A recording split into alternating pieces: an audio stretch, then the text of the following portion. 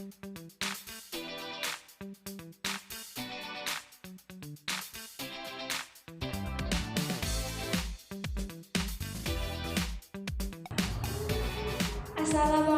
warahmatullahi wabarakatuh. Baik sahabat online yang ada di rumah, sebelumnya perkenalkan nama saya Nia Wulandari, NPM 1901011119. Saya dari Prodi PAI kelas G semester 4. Pada kesempatan kali ini saya akan menjelaskan materi dari buku Fikih Munakahat.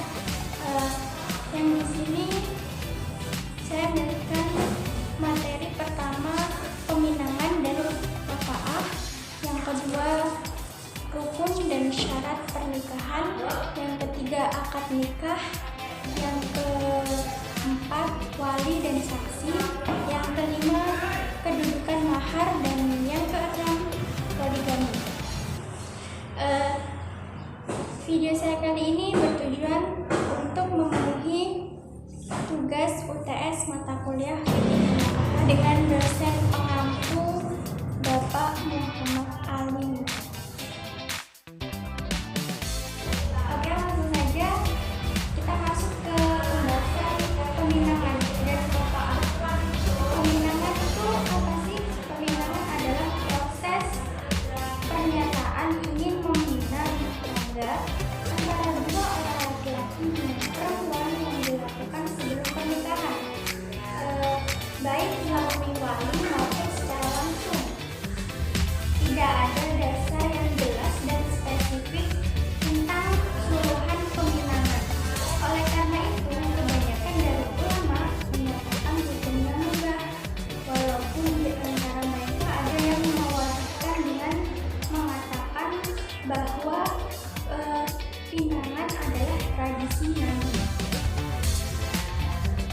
Peminangan itu ada dua macam, secara langsung maupun tidak langsung. Pembagian ini tergantung keadaan orang yang dipinang. Sedangkan kufu atau rafa'ah itu berarti sama atau sederajat. Maksud kufu dalam perkawinan yaitu laki-laki sebanding dengan calon istrinya, sama dalam kedudukan, sebanding dalam tingkat sosial, dan sederajat dalam akhlak serta kekayaan.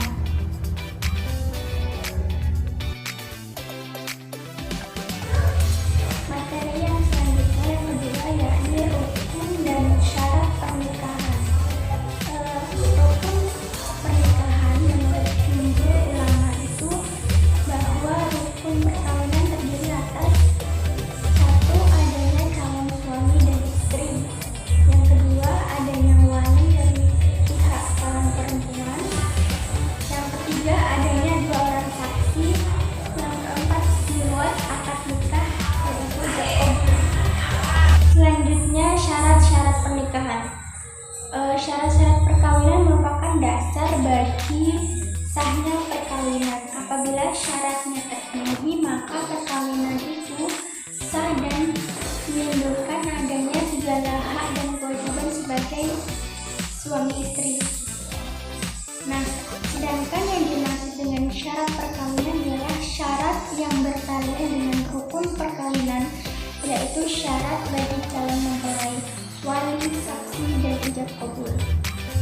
Dalam menjelaskan masalah syarat nikah ini terdapat juga perbedaan dalam penyusunan syarat, akan tetapi tetap pada inti yang sama. Syariat Islam menentukan beberapa syarat yang harus dipenuhi oleh calon kedua mempelai itu sesuai dan berdasarkan ijtihad para ulama. Syarat-syarat untuk calon suami. Yang pertama, beragama Islam. Yang kedua, bukan mahram dari calon istri. Yang ketiga itu jelas orangnya. Yang keempat, diketahui dan tertentu.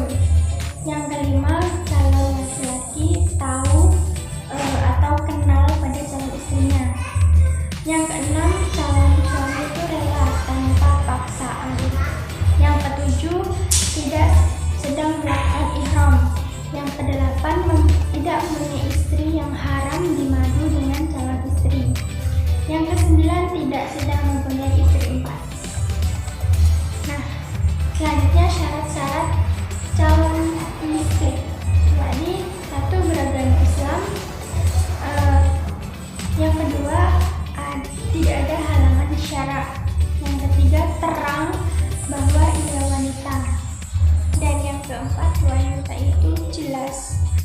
Yang kelima, tidak dalam keadaan ihram.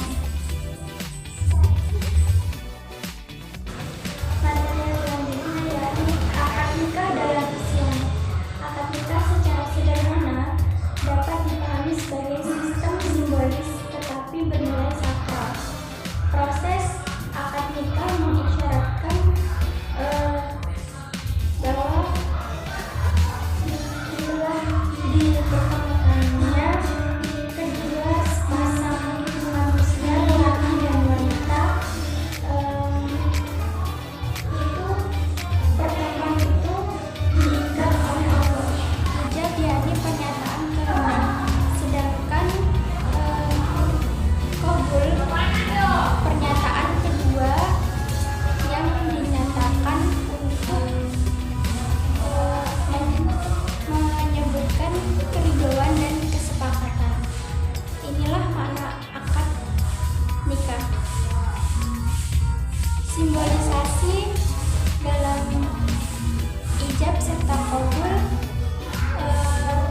yakni adanya wali dan saksi. Tanpa adanya wali dan saksi, pernikahan tersebut tidak bisa. Baik, adapun syarat-syarat akad nikah. Yang pertama, syarat-syarat calon laki-laki. Yang kedua, syarat-syarat calon wanita. Yang ketiga, syarat ijab dan qabul. Untuk syarat-syarat calon laki-laki dan syarat-syarat calon perempuan sudah disebutkan pada materi sebelumnya, rukun pernikahan. Kita lanjut ke syarat-syarat ijab qabul. Syarat sah ziwaj ijab qabul. Untuk terjadinya akad yang mempunyai akibat-akibat hukum pada suami istri haruslah memenuhi syarat. Yang pertama, kedua belah pihak harus tamyiz.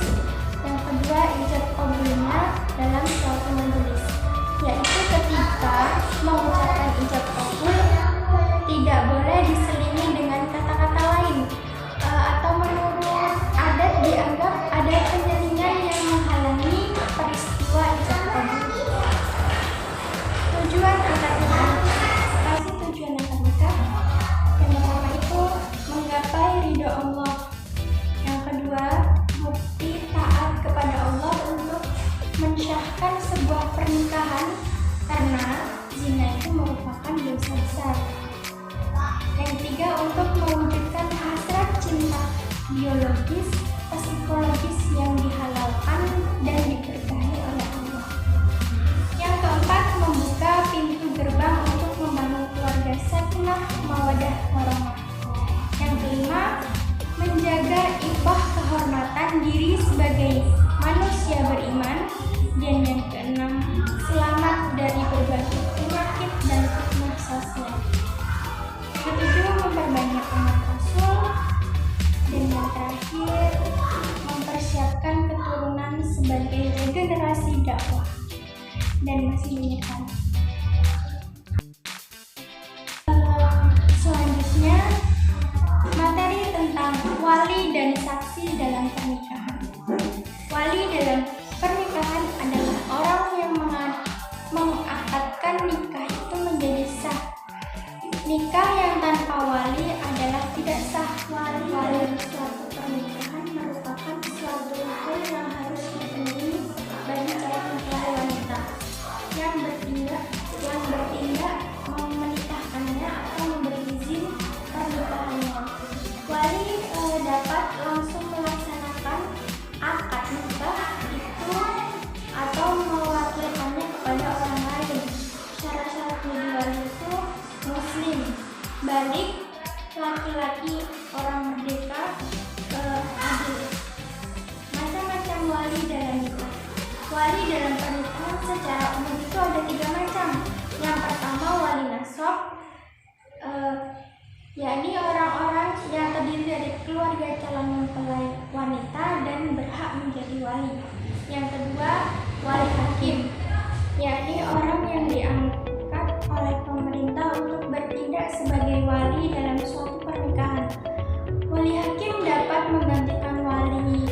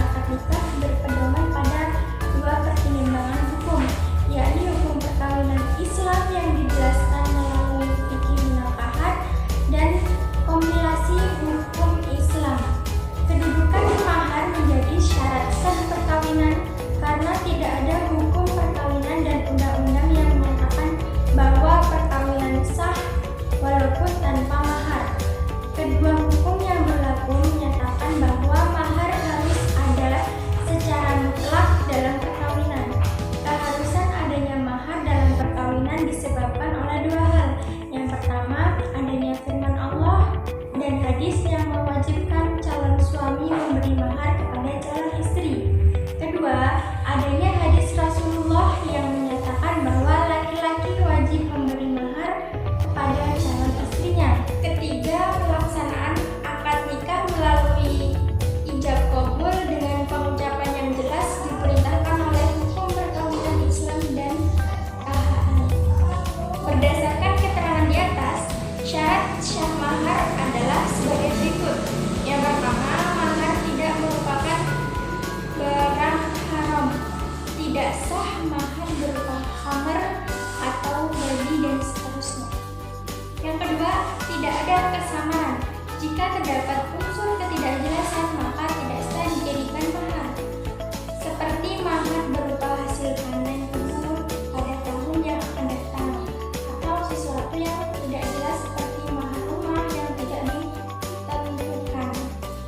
Yang ketiga, mahar dimiliki dengan pemikiran sempurna. Syarat ini mengecualikan pemilikan yang kurang atau tidak sempurna, seperti mahar sesuai yang dibeli dan belum diterima. Pemilikan seperti ini, pemilikan yang kurang atau tidak sempurna, tidak sah dijadikan mahar. Yang keempat, mahar mampu diserahkan dengan syarat. Ini mengecualikan yang tidak ada kemampuan menyerahkan, seperti burung di awang-awang atau ikan di laut. Tidak sah dalam hal tersebut dijadikan mahar. Macam-macam mahar. Adapun mengenai macam-macam mahar, ulama fikih sepakat bahwa mahar itu bisa dibedakan menjadi dua. Maksudnya mahar yang disepakati oleh kedua belah pihak, baik pada saat akad maupun setelahnya, seperti membatasi mahar sebagai akad atau penyelenggaraan akad tanpa menyebutkan mahar. Kemudian setelah itu kedua belah pihak mengatakan kesepakatan dengan syarat penyebutannya yang benar. Nah, yang selanjutnya mahar yang sepadan atau disebut mitsil. Maksudnya mahar mitsil adalah mahar yang diputuskan untuk wanita yang menikah tanpa menyebutkan mahar dalam akad. Ukuran mahar disamakan dengan mahar wanita yang seimbang ketika menikah dari keluarga bapaknya, seperti saudara perempuan sekandung, saudara perempuan tunggal bapak, dan seterusnya. Nah, bila ada kerusakan mahar, mahar yang rusak bisa terjadi karena barang itu sendiri atau karena sifat barang tersebut, seperti tidak diketahui atau sulit diserahkan. Mahar yang rusak karena zatnya sendiri, yaitu khamr, yang rusak karena sulit dimiliki atau diketahui, pada dasarnya disamakan dengan jual beli yang mengandung 5 persoalan pokok, yaitu barang tidak boleh dimiliki, mahar digabungkan dengan jual beli, penggabungan mahar dengan pemberian, terus cacat pada mahar, dan persyaratan dalam mahar. Hikmah disyariatkannya mahar dalam nikah adalah sebagai ganti dari dihalalkannya wanita atau dihalalkannya bersetubuh dengan suaminya. Di samping itu pula, mahar juga sebagai tanda hormat sang suami kepada pihak wanita dan sebagai tanda kedudukan wanita tersebut telah menjadi hak suami.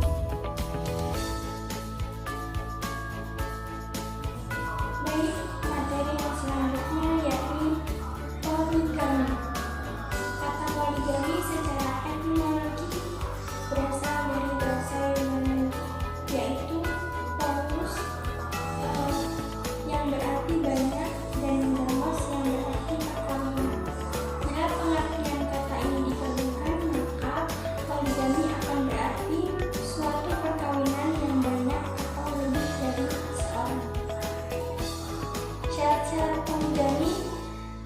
Islam memperbolehkan poligami dengan batasan sampai 4 orang dan mewajibkan berlaku adil kepada mereka. Bila suami khawatir berbuat zalim dan tidak mampu memenuhi semua hak-hak mereka, maka ia haram berpoligami. Bila yang sanggup dipenuhinya hanyalah 3, maka baginya haram menikah dengan 4 orang. Jika sanggup hanya memenuhi 2 orang istri, maka ia haram menikahi 3 orang.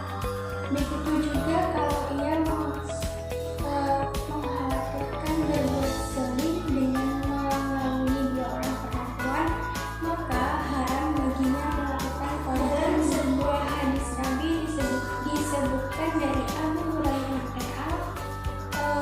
sesungguhnya Nabi bersabda, barang siapa yang